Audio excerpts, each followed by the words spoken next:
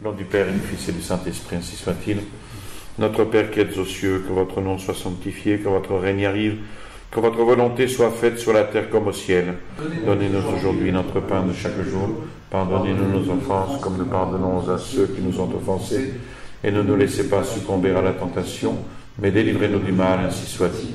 Saint Pilice, au nom du Père et du Fils et du Saint-Esprit, ainsi soit-il. Alors, si nous reprenons la fin de la dernière fois, nous continuons cette lettre du cardinal Maffy au cardinal Delay. Votre Éminence comprend trop que ce n'est pas le caractère faible de Pucci ou de Rossi qui entre en jeu. C'étaient deux prêtres de Rome qui ont été mis dehors des quotidiens de l'Editrice. Donc, votre Éminence comprend trop que ce n'est pas le caractère faible de Pucci ou de Rossi qui entre en jeu, il y a autre chose.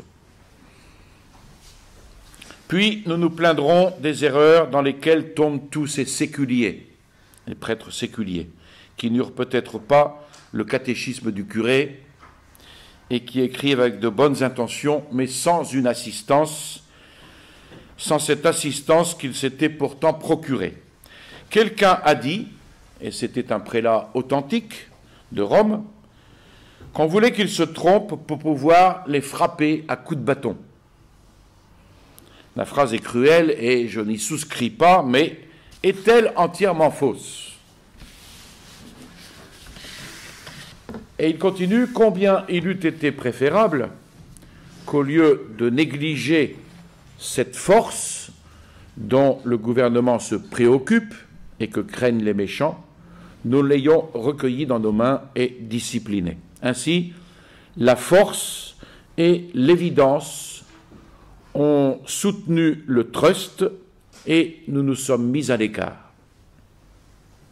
Le cardinal entre alors dans le récit de plusieurs faits qui, écrit-il, ne témoignent pas en notre faveur.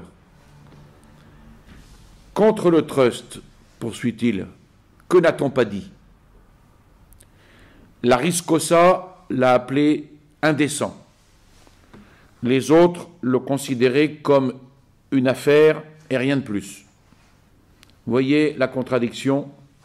On sait combien cela coûte et on pense à une provenance d'argent mauvaise ou équivoque. On voit que c'est bien organisé et que cela avance et on crie à l'affaire commerciale. Mais au moins qu'on se taise. Pourquoi vouloir justement la contradiction? Pourquoi lancer des soupçons? Et remarquez que l'association des autres, les autres c'est-à-dire l'Unità, Fides, la Liguria, la Riscossa, est aussi un trust.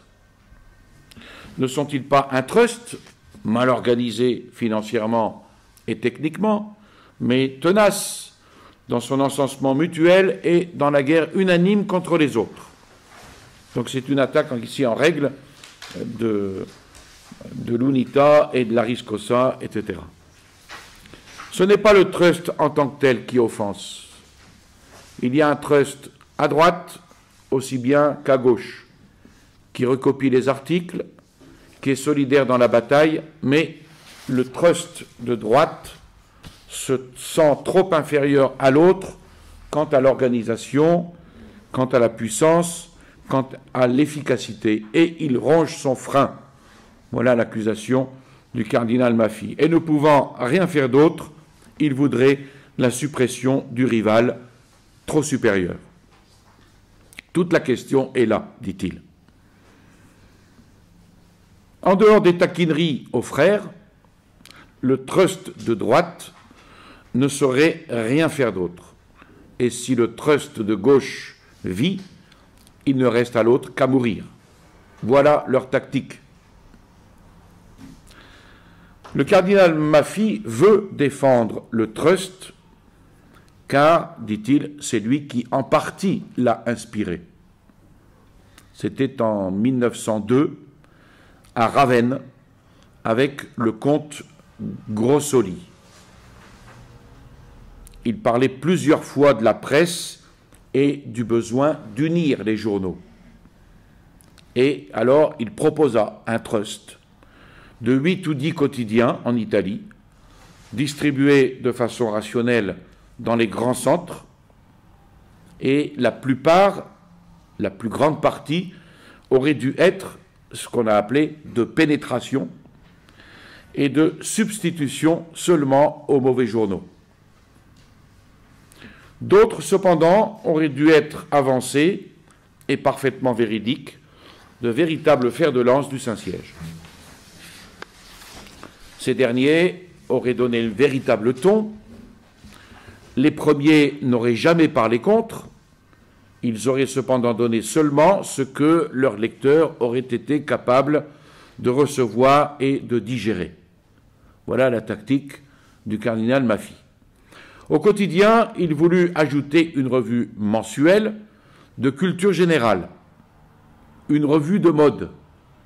Avouez que cela semblera étrange, dit-il, et pourtant, dit le cardinal Maffy, j'insiste, maintenant plus que jamais. Une revue de mode, ensuite un journal pour les enfants et un hebdomadaire illustré. Voilà quel était son idéal. Alors, avec le comte Grossoli, il discuta de nombreux aspects techniques et le comte s'engagea après la mort de sa mère. Je ne saurais dire, écrit-il, combien j'ai la peine de voir une organisation que tous les partis craignent et nous envient ne soit pas assistée et aidée vers un objectif qui aurait été une belle chose, même si c'était un rêve. Et au contraire, tout ce qui s'est fait, on veut le détruire. Corrigez, mais ne détruisez pas. La destruction, c'est la mort. Dites au pape ce qu'il doit dire, en faisant bien attention pourtant à donner une ligne concrète, à éviter des équivoques et à ne pas dépasser la mesure dans un sujet si délicat sur lequel l'autorité elle-même est si réservée. Je voudrais faire quelques observations, continue-t-il. Il a été dit à trop de personnes de ne pas parler du pouvoir temporel et d'insister seulement sur les conditions et la liberté du pape. En ce qui concerne les députés, les directives du Il fermo proposito sont très douces. Pourquoi donc a-t-on continué à troubler les eaux de façon à ce que les pauvres journalistes ne sachent plus ce qu'ils doivent écrire? Je dis seulement, sont cela les directives? Laissez faire. Quoi d'autre? Dites de façon claire et nette la ligne à suivre et ne laissez pas les journaux se battre entre eux, les uns se trompant dans l'interprétation, les autres se mettant au-dessus des actes connus de l'autorité, et on en arrive ainsi à s'abaisser jusqu'aux insultes, et on n'épargne pas cette affection qui chez tous devrait être immense et filiale envers le pape.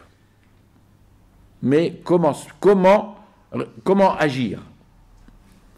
Que se réunissent nos cercles, nos associations, nos coopératives, et qu'ils envoient un télégramme au Saint-Père. On répond souvent avec beaucoup de méfiance, qu'advint-il? Beaucoup se sont lassés et pour ne pas se voir suspectés, n'ont plus rien envoyé. On tient des séances et on déclare suivre les directives pontificales, et voici les autres qui disent que c'est un mensonge, que ce sont des déclarations qui viennent des lèvres et non du cœur. Eh bien, on fait des réunions, on traite ses propres affaires et on ne fait plus de déclarations. Et alors, voilà les rebelles qui veulent isoler le pape. On ouvre les séances et on va à l'église, et il y a des catholiques qui communient. Bien, et n'avons-nous pas entendu, pour cette raison aussi, un triste cri Et il y a quelques jours, n'avons-nous pas entendu dire que ces catholiques étaient des imposteurs, qui agissaient ainsi pour mieux tromper en parfaits francs-maçons? Ah, s'il était permis d'entrer dans la vie privée de certains de ces puritains orthodoxes, s'il était permis de dire bien en face à certaines personnes qui hier mangeaient le pain du comte Grossoli et qu'aujourd'hui l'offense et le calomnie certaines vérités, s'il était permis de dire à certaines rédactions de discuter sur leurs membres sous le rapport moral et disciplinaire, s'il n'était pas bas de jeter à la face de certains journaux d'autres désordres du clergé, pullulant dans les mêmes rédactions ou dans les villes où vivent des journaux comme la Riscosa et l'Unita, et qui imposèrent à la pitié du Saint-Père des dépenses énormes, des douleurs immenses et des mesures exceptionnelles. Vous voyez, ce sont des accusations quand même graves, beaucoup de sous-entendus. Mais non, poursuit-il, ce n'est pas de ces choses que nous devons chercher. Des misères, il y en a partout. Il n'y a pas un diocèse qui n'ait des problèmes. Il n'y a pas un journal qui n'ait des défauts. Mais on devrait chercher une seule chose. Corriger, unir tout le monde et cesser ce spectacle douloureux que nous offrons en nous battant jusqu'au sang entre nous. Et il cite alors quelques exemples de ces luttes entre journaux et il poursuit: on se plaint que le pape n'ait pas aimé, qu'il n'ait pas obéi, que les enthousiasmes, que les pèlerinages diminuent, etc., etc. Mais les responsables sont ceux qui ont voulu imposer l'affection à coups de bâton, qui ont jeté la méfiance, le soupçon de l'imposture sur certains enthousiasmes sincères, qui ont prétendu détruire le monopole de l'orthodoxie, etc. Et il conclut: on a envie de pleurer, le pauvre, lorsqu'on voit qu'ils ont empêché justement de belles choses, ceux qui se vantent d'en être les défenseurs. Alors, le cardinal Delay répond au cardinal Maffy après ces pleurs qu'il verse à la fin de sa lettre. Réponse du 14 août 1912. En répondant à cette longue lettre du cardinal Maffy, le cardinal Delay donne avant tout quelques explications concernant les différents points touchés par le cardinal Maffy sur la question particulière du Corriere Toscano. Et puis il passe ensuite à la question générale des journaux catholiques, en s'arrêtant principalement sur le sujet des journaux dits de pénétration, et en particulier sur celui du Trust romain. Alors, le point de vue du cardinal Delay est évidemment bien différent de celui du cardinal Maffy. Pour le cardinal Delay, et c'était là aussi la pensée du Saint-Siège, et de Pie X en particulier, le journalisme dit de pénétration se dit catholique, et il veut être considéré comme tel, également parce qu'il vit grâce aux catholiques. Mais sa ligne de conduite n'est pas très différente substantiellement de celle des journaux libéraux. Elle se base sur le compromis, qui a toujours été le dada des libéraux,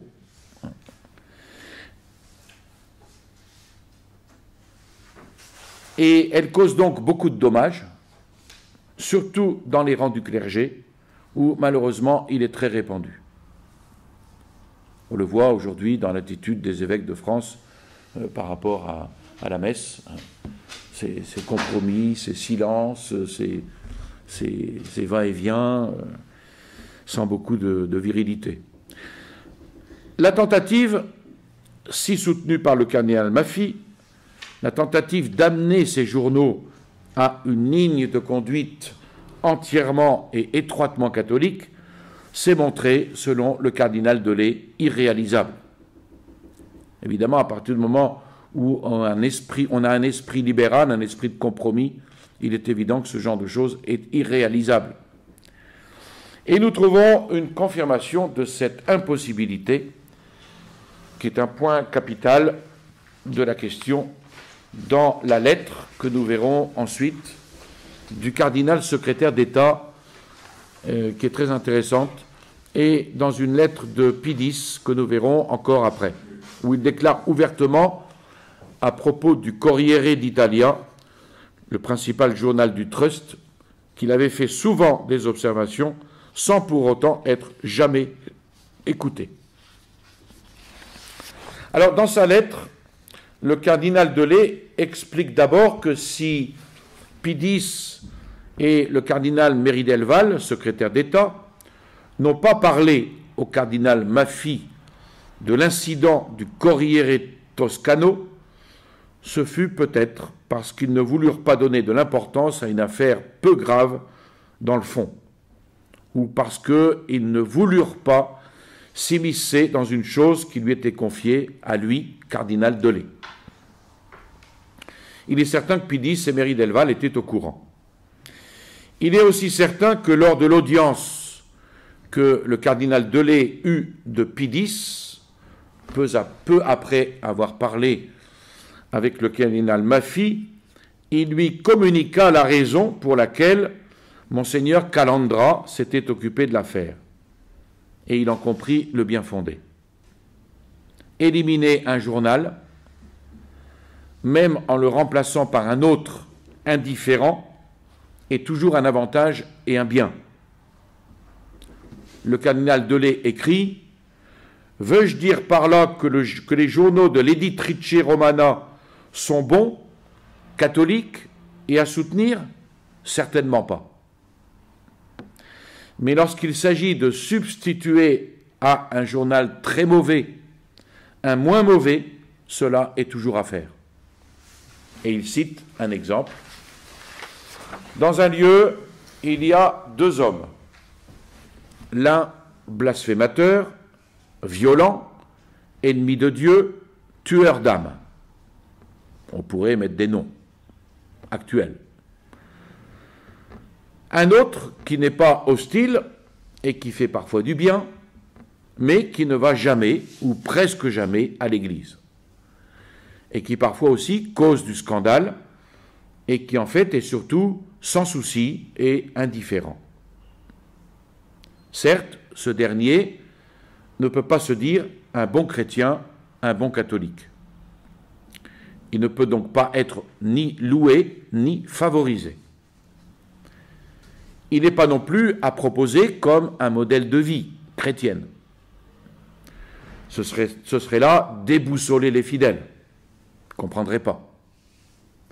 Mais s'il s'agissait de le substituer au premier, il n'y aurait pas à hésiter.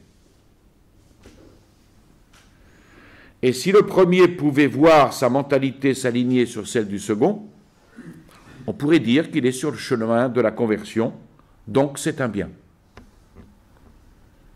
Telle est aussi, selon moi, la position des journaux du Trust face à tant d'autres violemment hostiles à la religion. Le cardinal Delay affirme ensuite au cardinal Maffei « Il n'est pas vrai que les journaux du Trust ne font pas de mal, car la grande neutralité, l'indifférence, l'insouciance, sauf en quelques cas exceptionnels et quelques faits sensationnels, cette grande neutralité, cette indifférence et cette insouciance constituent un grand mal quand il s'agit de l'Église et des grands problèmes religieux.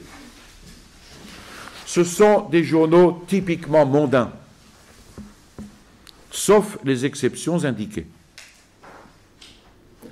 Et si l'on considère qu'ils sont surtout lus par le clergé, on en comprend le dommage,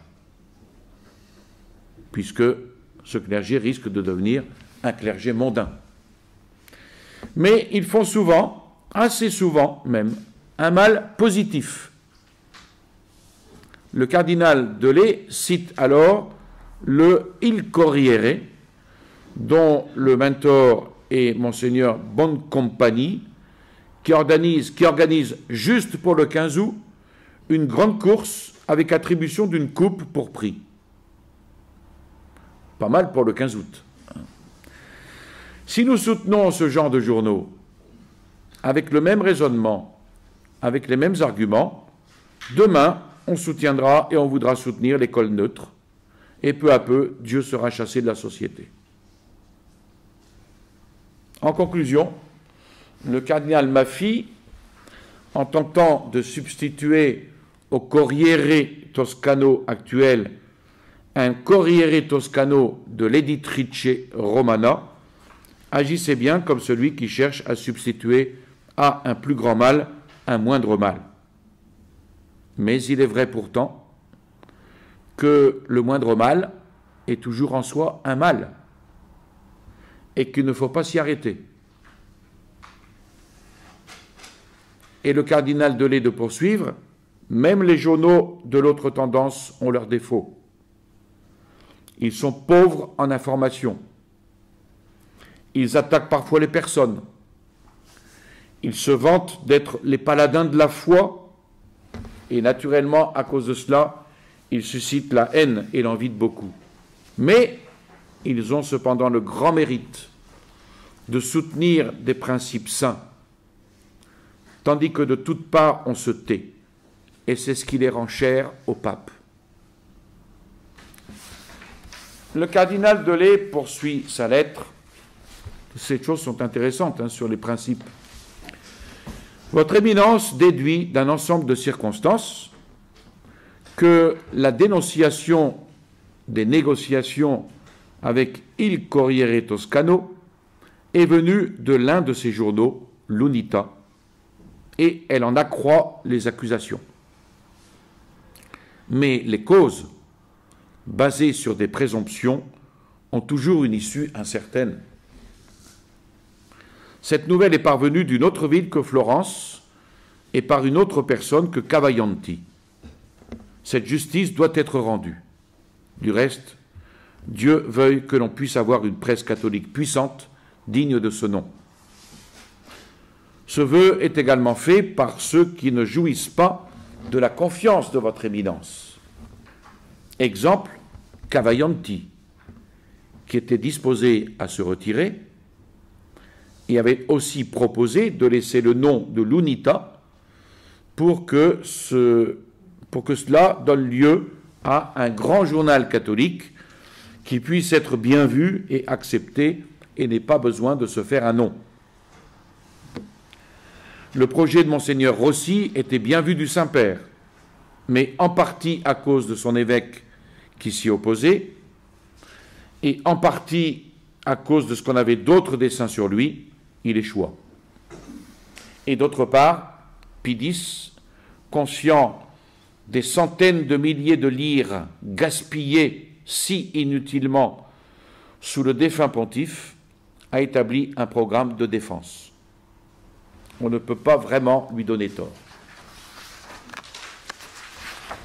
Il pense et travaille à rendre la société chrétienne par un autre chemin. Et il utilise pour cela la plus grande part de ses forces, de son activité. Et quant à la presse, eh bien, Pie X la place en seconde position. C'est du moins ce que pense le cardinal Delay. Ensuite, le cardinal Maffei déplorait, on l'a vu tout au début, je l'ai rappelé, il déplorait qu'on ait fait sortir de la rédaction du Corriere 2 prêtres et que l'on ne donne pas clairement à ces journaux du Trust l'orientation que l'on veut, en étant sûr que ceux-ci le suivraient. Et là, le cardinal Delay lui répond que le départ de ces 2 prêtres fut une nécessité, et il n'est pas aussi facile qu'on le pense de changer l'orientation de ces journaux. C'est toute une tendance avec des buts déterminés et des directeurs qui ne s'y plient pas facilement. Il n'y a qu'une seule chose qu'ils craignent et qui les empêche de courir plus vite, c'est d'être désavoués comme catholiques et interdits au clergé, sur la bourse desquels ils vivent, au moins en grande partie. Et le pape ne les désavoue pas, pour éviter de plus grands malheurs. Mais il fait savoir que le bien, que bien qu'il ne les aime pas tels qu'ils sont, il agit ainsi dans l'espoir qu'ils se corrigent un peu. Et quand on compte Grossoli, même s'il a l'estime du cardinal Maffy, le cardinal Delay dit qu'il a aussi son estime et celle du pape. Mais lorsqu'il a falsifié la pensée et les paroles du pape à la suite du congrès de Bologne, convient-il que le pape lui rende sa confiance, qu'il l'appelle auprès de lui et qu'il compte sur lui? Il me semble que non, répond le cardinal Delay, qui lui-même a cherché à le réhabiliter, mais qui a dû se convaincre avec douleur que ce n'était pas à faire. Quant à Séméria, que le cardinal Maffy semble faire une victime de l'intransigeance et de l'exagération de Rome, excité par les journaux habituels, le cardinal Maffy devrait savoir combien de personnes il a poussé à l'incrédulité, combien de personnes il a jeté dans le doute et la consternation, à quel point même de nombreux évêques et archevêques déplorent le mal qu'il a fait et qui s'en plaignent. Si le cardinal Maffy savait cela, peut-être alors changerait-il le blâme qu'il adresse à Rome pour l'intolérance et le soupçon dont elle a fait preuve envers Séméria, dans un blâme d'excessive longanimité et de faiblesse. Ah, lui écrit le cardinal Delay, ne croyez pas que l'on opprime et que l'on soupçonne sans fondement les hommes. Bien plus, ces soupçons sont excessivement fondés. Certes, il y a des défauts dans le gouvernement de l'Église. Et comment pourrait-il ne pas y en avoir?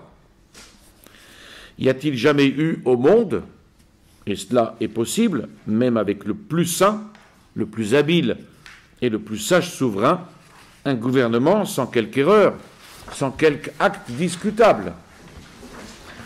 En ce monde aussi, la vertu elle-même, toute perfection, a une certaine imperfection qui lui est attachée. Et cela ne peut pas malheureusement manquer dans le gouvernement de l'Église parce qu'il est composé d'hommes. Mais de là à voir si sombre, à donner libre cours à tant de plaintes amères, il y a une grande marge. Les maux sont nombreux, malheureusement. Et le cardinal Delay de citer, par exemple, le comportement malheureux de certains prêtres qui ont défroqué. Ces défections du clergé, dit-il, sont malheureusement une douleur incessante que ni les journaux ni l'Action catholique peuvent guérir, mais que seule la restauration de la discipline ecclésiastique et une meilleure formation du clergé feront diminuer. Et c'est à cela que tend le Saint-Père. Et si pour s'occuper de ce point principal, et à cause de la méfiance, ainsi que des mauvaises expériences faites pendant tant d'années, il place en deuxième position le travail de la presse, ce sera une expérience qu'il convient de respecter. Parce que les intentions du Saint-Père sont droites, sont très droites. Son esprit voit avec une grande lucidité. Il travaille du matin au soir. C'est lui qui dirige le gouvernement de l'Église et personne d'autre. Et Dieu ne l'assisterait-il pas? Ce serait un blasphème de dire cela et de le penser. Et votre éminence ne le pense pas, ni ne le dit, du moins de façon expresse et directe. Mais vous le mettez un peu à la charge de ceux qui approchent le pape. C'est un moindre mal. Mais pendant ce temps, les plaintes continuent que votre éminence fait sur le mauvais gouvernement de l'Église.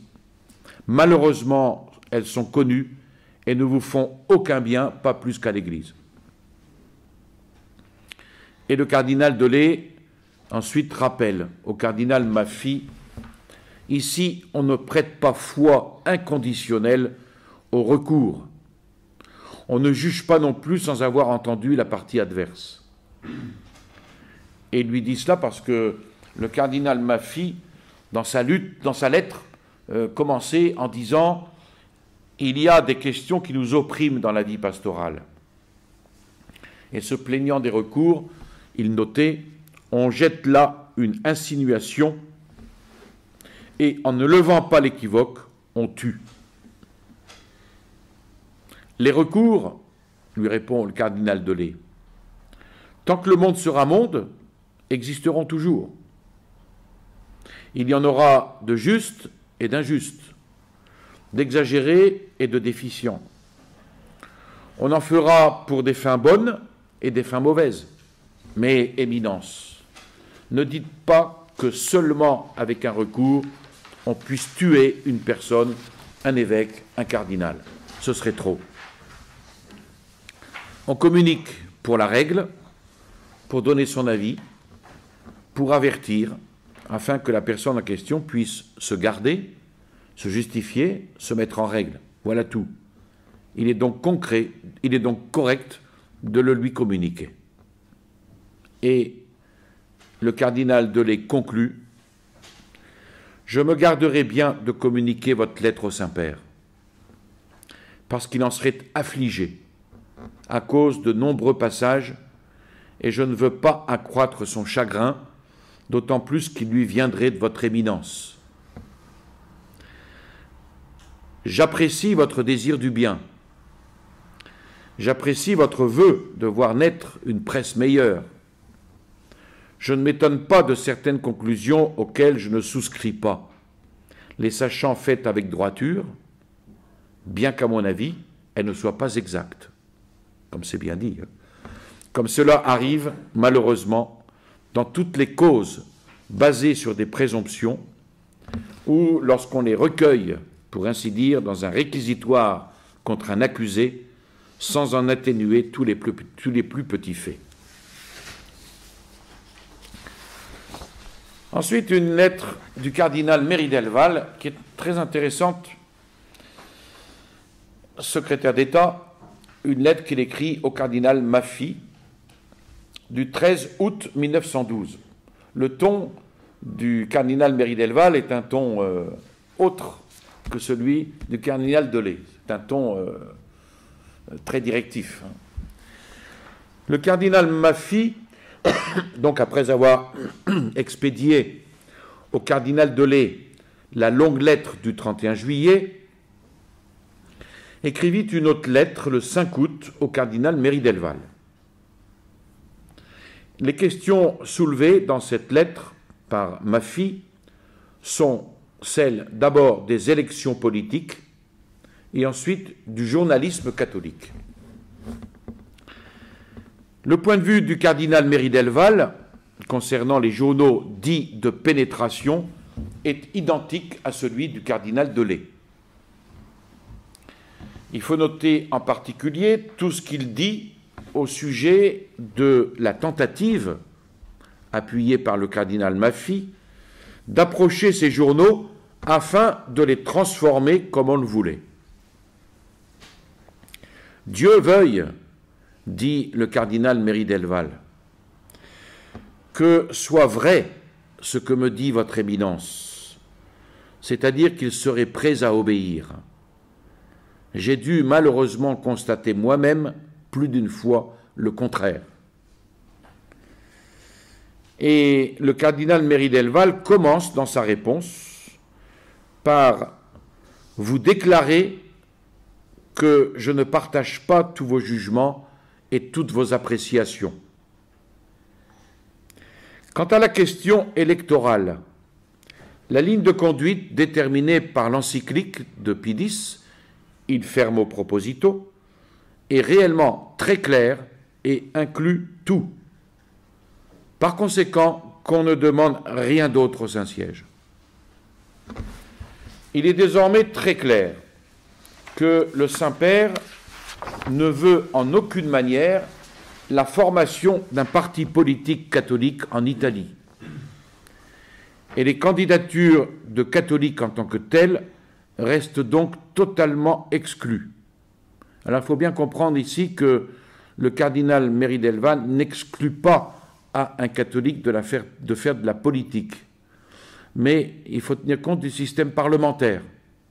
Ce système parlementaire est un système pourri qui corrompt les bonnes volontés. Et même un catholique qui s'engagera dans ce système parlementaire, on le voit d'ailleurs dans la vie de Garcia Moreno, il n'a pas pu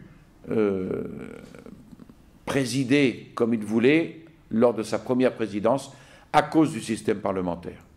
Et c'est en changeant la Constitution lors du deuxième mandat de président qu'il a pu gouverner. Donc ici, il ne s'agit pas d'interpréter le fait que le cardinal Meridelval dit « les catholiques, vous ne vous occupez pas de politique ». Non, pas du tout.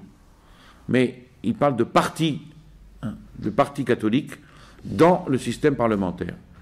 Et un catholique risque fort d'y perdre son âme. Et il donne quelques exemples après qui sont intéressants. Le Saint-Siège n'a non plus jamais reconnu comme investi d'un mandat catholique ses élus qui ont prétendu et qui prétendent représenter la cause catholique au Parlement et qui voudraient être considérés comme neutres, tout en se comportant, en fait, plus ou moins, comme des libéraux modérés, vivant dans l'équivoque et s'abandonnant assez souvent à des œuvres déplorables. Voilà le danger.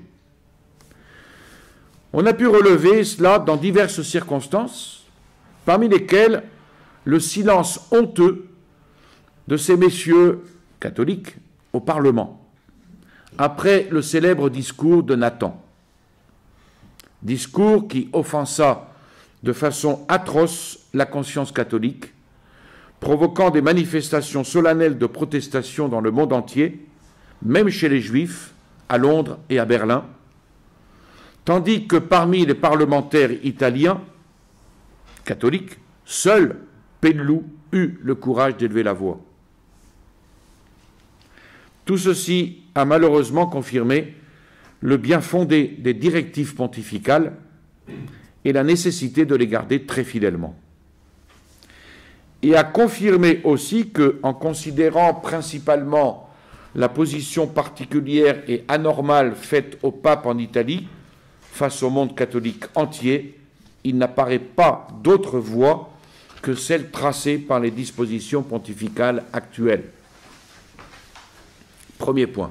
Deuxième point, quant aux journaux catholiques, l'esprit et la volonté du Saint-Père sont aussi très connus. Et il suffit de citer la lettre de l'épiscopat lombard à ce propos et la réponse pontificale correspondante, rédigée en termes clairs et énergiques.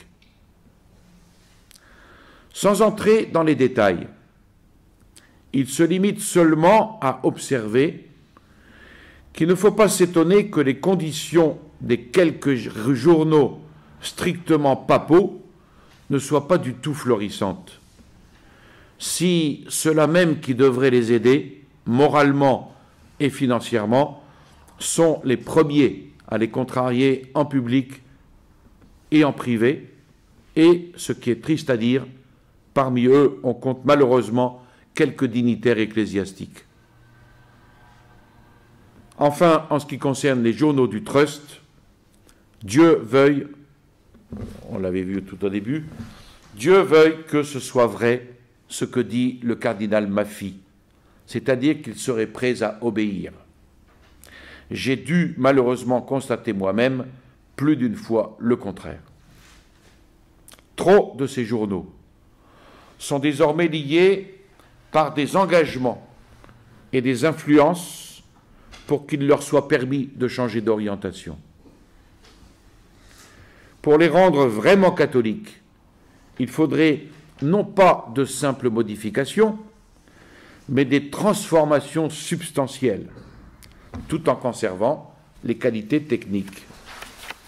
Parce que le type de journal catholique est unique et tel le veut le pape. Et votre éminence sait bien que le pape ne veut pas du tout de ces journaux dits de pénétration qui n'est au fond rien d'autre qu'une adaptation pernicieuse et progressive. Cet argument est le plus fort.